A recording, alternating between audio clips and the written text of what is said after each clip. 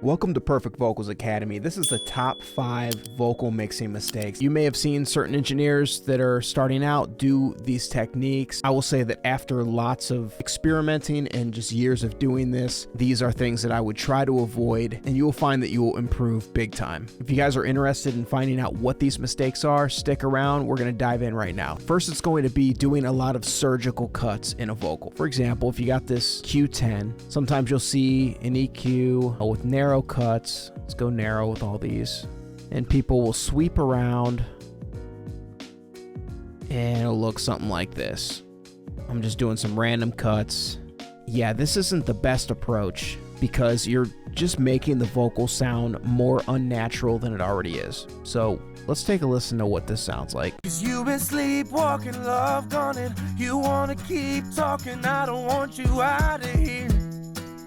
You've been love chasing, time wasting. Oh no, my dam's breaking. I don't want. Yeah, so not a huge difference, and that's just random notches. What I would do instead is broad boosts. So, and a lot of times I like to do this with an analog. For example, here's a few tricks for you guys to know. So, a couple things is like, instead of maybe cutting harsh frequencies around 3K, we can try to boost the air up top to make it not as noticeable. 'Cause you been sleepwalking, love gone, and you wanna keep talking. I don't want you out of here.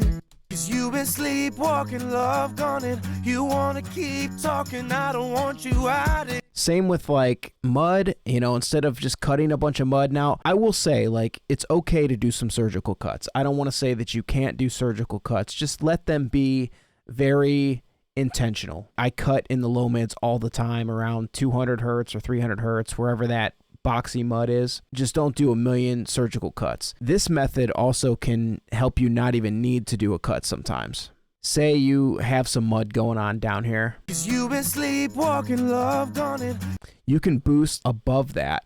'cause you been sleepwalking, love gone, and you wanna keep talking. I don't want you out of here.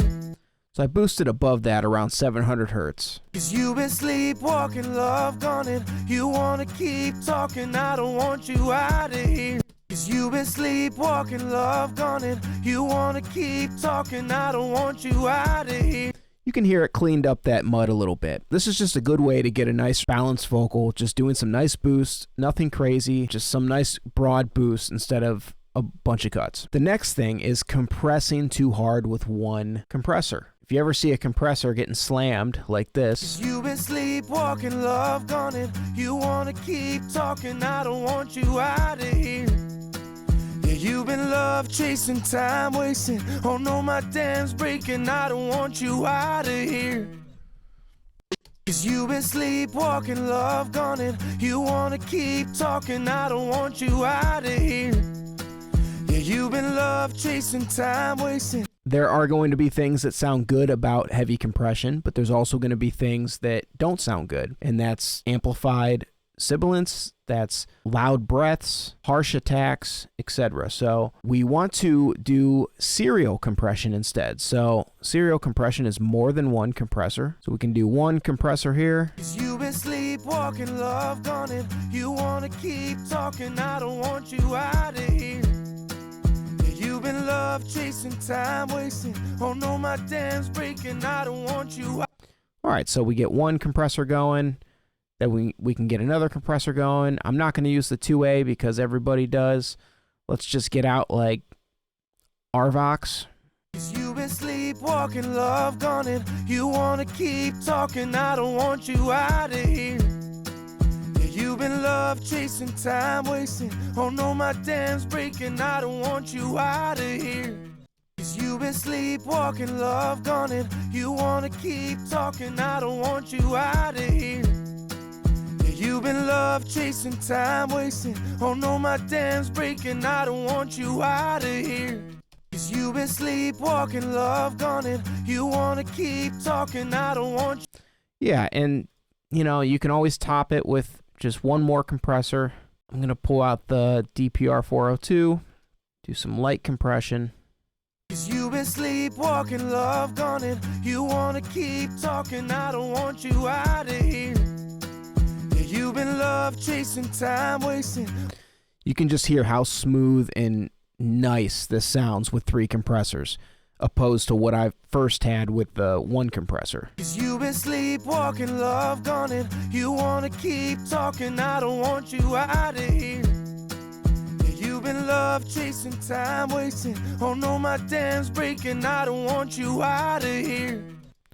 Yeah, it just sounds natural, sounds clean, and that's what you want to go for. Go for the serial compression over the 1 compressor. The third mistake is relying on EQ and compression alone without multiband compression. Now, yes, there might be some old school guys that will disagree with me on this and say that you don't need multiband compression, but I think that's only when the vocal was recorded in an amazing studio with an amazing mic, with awesome mic placement, and just a very, very well recorded vocal. And this is rare. I don't want you to think that even that just because it was recorded in a nice studio that you don't need it. I mean, you really have to use your ears. Sometimes you get a vocal that just sounds so good that doesn't need it, but I would say 90% of the time I'm still reaching for it. Hey guys, real quick, if you head over to the description, you will find the PVA Vocal Mixing Toolkit. This is a free gift that includes a video called Melodyne Mastery to learn vocal editing. It includes a pro mixing handbook for your go-to mixing tips, and also a vocal template called Superior Vocals Mixing Template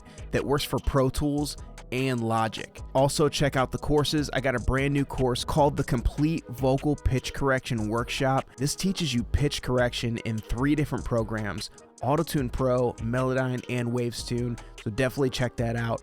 Now back to the video. And most pro engineers will tell you this. I saw an interview with Jason Joshua talking about this, how, you know, something like a Wave C4 or multiband compression is just a must. You just need it. You could be old school, you could be new school, you could choose whatever you want, but a big mistake is not using it. So we're going to use that really quick. Even if you're using it very light, it is going to tighten things up. 'Cause you've been sleepwalking, love gone, and you wanna keep talking. I don't want you out of here.